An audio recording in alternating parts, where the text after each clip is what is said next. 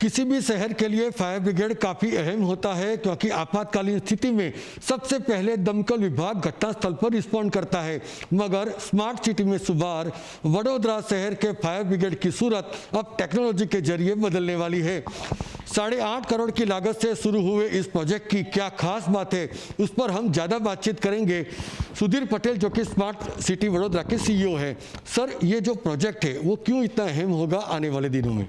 क्योंकि बड़ौदा शहर में बड़ौदा फायर डिपार्टमेंट है वो पहले से ही बेहतर कामगिरी करता है, लेकिन जब बड़ौदा शहर स्मार्ट सिटी में आया है तो स्मार्ट सिटी के प्रोजेक्ट के अंतर्गत ही हमने रेट्रोफिटिंग ऑफ फायर स्टेशंस नामक एक प्रोजेक्ट स्मार्ट सिटी के अंतर्गत हाथ पर लिया है। और इस प्रोजेक्ट के अंतर्गत जो एग्जिस्टिंग हमारा फायर डिपार्टमेंट है उसको और ज़्यादा बेहतर बनाने की कोशिश की गई है। सर, मैं आपसे ये जानना चाहता हूँ कि आखिरकार ऐसा क्या खास होगा इस प्रोजेक्ट में जिसको लेकर फायर ब्रिगेड की सूरत बदल जाएगी? सबसे पहले बताऊँ तो हमारे फायर ब्रिगेड के जितने भी व्हीकल्स है, जो फायर फाइटर्स है और दूसरे उसके अलग अलग व्हीकल्स है, सभी व्हीकल में जीपीएस सिस्टम लगाया जाएगा। साथ ही साथ जो फायर फाइटिंग में डायरेक्ट इन्वॉल्व है इस तरह के सभी व्हीकल में आगे और पीछे 2 जगह सीसीटीवी कैमरा लगाया जाएगा और इसी सभी व्हीकल में एक मॉनिटर भी उपलब्ध रहेगा। तो जब भी कोई फायर कॉल आएगा तो ये फायर की गाड़ी जहाँ भी जा रही है तो जो मैंने बताया कि मॉनिटर रहेगा, तो मॉनिटर में डिस्प्ले बताएगा कि फायर के इस व्हीकल को किस जगह जो फायर की घटना हुई है उस पर पहुंचना है, उसका बेस्ट रूट कौन सा उपलब्ध है, तो वो सभी है वो डिस्प्ले पर दिखाया जाएगा। साथ ही साथ जिस अपने संलग्न फायर स्टेशन में और हमारा integrated command and control centre में भी हमें देखने को मिलेगा उसी व्हीकल का एक्चुअल जीपीएस पोजीशनिंग सिस्टम, जो कहाँ जा रहा है, किस रूट से जा रहा है, उसका रियल टाइम कौन सी जगह अभी अवेलेबल हो, वो सभी हम देख पाएंगे। साथ ही साथ जो मैंने बात की सीसीटीवी कैमरे लगे होंगे इस फायर व्हीकल के आगे और पीछे, उसका सारा मॉनिटरिंग भी ये कंसर्न फायर स्टेशन एंड हमारा कंट्रोल एंड कमांड सेंटर में रहेगा। उससे आगे बात बताऊँ तो साथ ही साथ हमने सभी जो वाटर टैंकर्स है एंड वाटर बाउज़र है उस सभी में एक टेक्निक लगाई है। उसके वजह से उस टेक्निक की मदद से वो सभी